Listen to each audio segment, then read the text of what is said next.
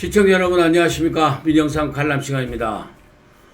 보수 대통합을 향한 움직임이 물밑 접촉 단계를 떠나서 이제 수면 위로 올라와서 황교안 대표와 유승민 의원 간에 실질적인 전화 통화도 이루어지고 한국당 내에서는 이양수 의원을 비롯한 실무단이 꾸려지고 또 바른미래당 쪽에 유승민 의원 쪽에서도 지금 답변이 오고 가고 하는 모양입니다.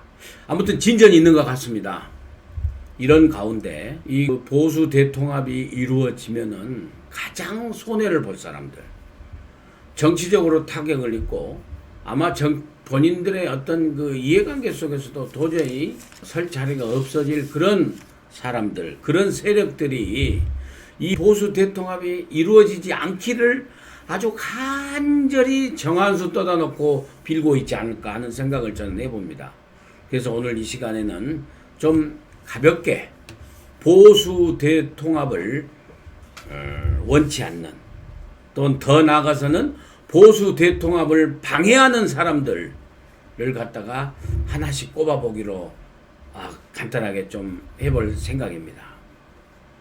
첫 번째로는 아무래도 보수 대통합이 이루어지면은 내년 총선에 있어서 문재인 정부를 통렬히 심판하는 그런 선거 결과가 나올 거 아니겠습니까?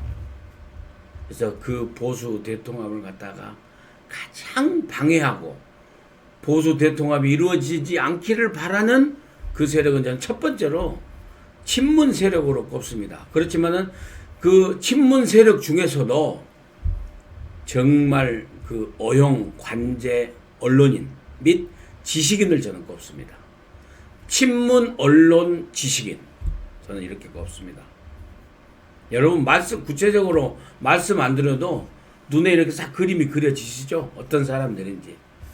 먼저 그러니까 청와대와 그 다음에 민주당과 그 다음에 정부와 문재인 정부의 당정청에 속하지 않으면서도 바깥에서 활동하는 그런 언론계, 그 다음에 지식인, 여러 가지 문학적, 예술적, 문화예술적 활동을 하는 그런 사람들. 대표적으로 한번 보십시오. 우리가 유촉세라고 부르는 유시민. 얼마나 이번 조국 사태 때 그 검찰을 압박하고 선두에 서서 했지 않습니까? 그 다음에 공지영 작가.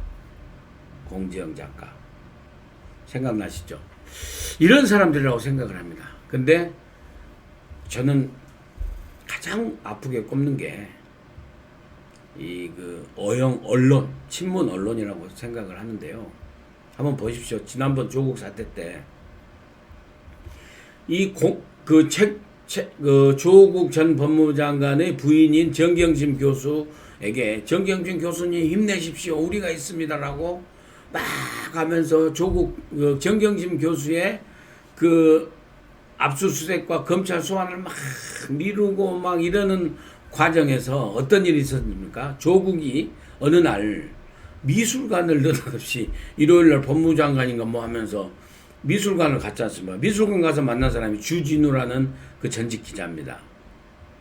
이 기자가 어느 날 갑자기 정경심 교수를 소환해야 되는데 여론이 덜 끓고 있는데 무슨 얘기를 했습니까?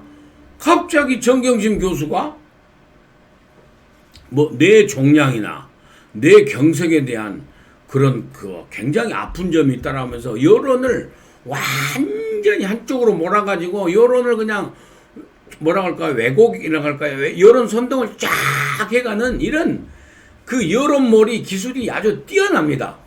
그것이 바로 이 좌파 어용 언론들이 지금 막 도맡아서 하고 있어요.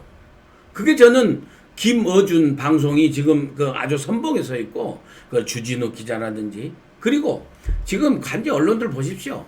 뭐 KBS, MBC, YTN, 연합뉴스 TV 사실 우리가 많은 분들이 안 봐버린다고 합니다. 안 봐버린다고. 워낙 편향적으로 하기 때문에 이 세력들이 어떻게든 보수 대통합이 이루어지지 않도록 엄청나게 방해를 할 것입니다. 저는 그렇게 생각을 합니다. 그 점에 대해서 우리가 유념을 하고 특히 당사자들, 보수 대통합의 일선에 있는 당사자들은 굉장히 유념하면서 조심을 해야 된다라는 생각을 하고요. 두 번째로는 내부적으로 눈을 돌렸을 적에 그 보수 대통합을 이루고자 하는 그 세력, 보수 내부의 저는 어떤 욕심이라 할까요? 어떤 기득권이라 할까요? 이것이 사실은 보수 대통합을 가로막는 그 장애물이 아닌가, 라고 생각을 해봅니다.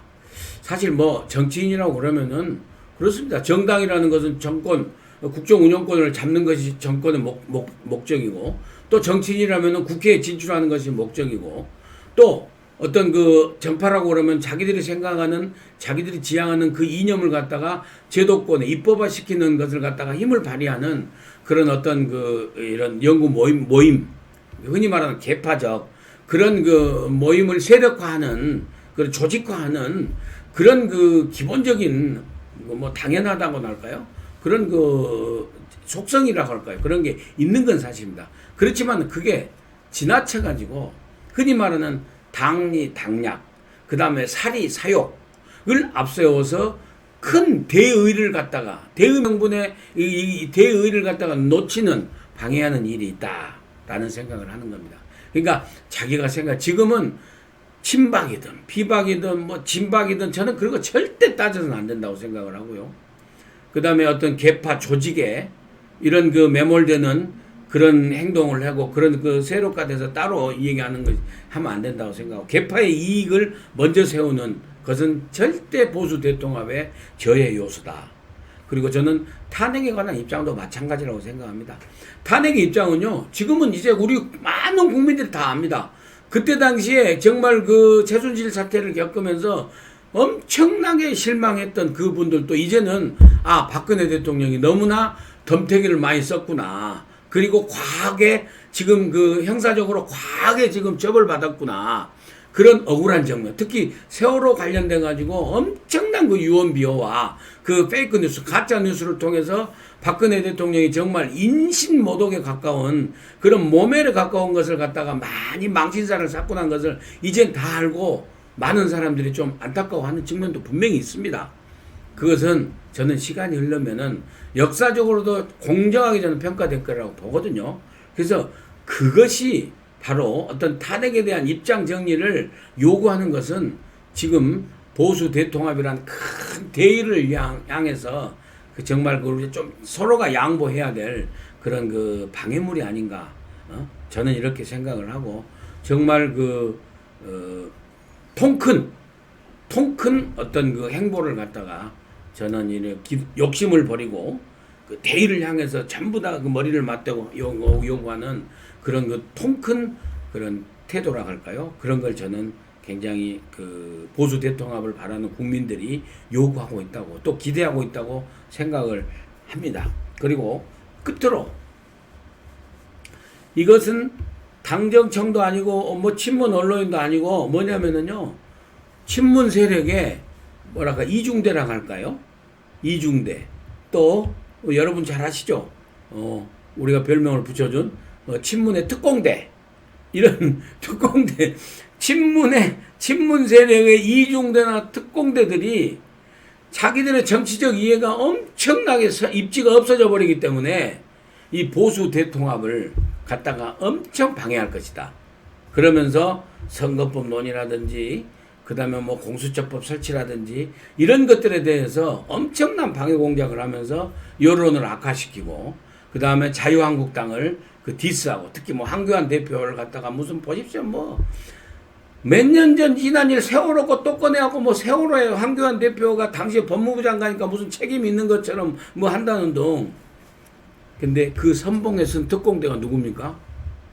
박지원 의원이라고 생각합니다. 여러분 다 동의하시죠? 그리고 이중대는요, 저는 정의당이라고 생각합니다. 정의당이라든지 그런 범여권이라는 그런 사람들이 결국에는 보수 대통합을 갖다가 그 보수 대통합을 거기 추진하는 그런 세력들을 갖다가 수구 꼴통 보수라든지 꼴보라든지 이런 아주 모멸적인 용어를 통해 가지고 여론을 왜곡 조작시키고 낙인찍히는 그런, 그래서 보수 대통합을 갖다가 추구하는 이 세력들을 갖다가 무슨 친일 세력이네, 그다음에 반민주화 세력이네, 독재 세력이네, 이런 식으로 갖다가 여론을 몰이해가지고 낙인 찍으려고 하는 그런 이중대 특공대들의 움직임이 활발히 있을 것이다. 그런 그 방해 공작도 굉장히 뚫고 나가야 될 그런 그 장애물 중에 하나가 아닌가. 그래서 특히 그 특공대 박지원 의원의 그런 활동에 대해서도 자유한국당이나 또 보수 대통합에 대열에 있는 분들이 대응을 잘 해야 된다라고 생각을 합니다. 여러분 어떻게 생각하십니까?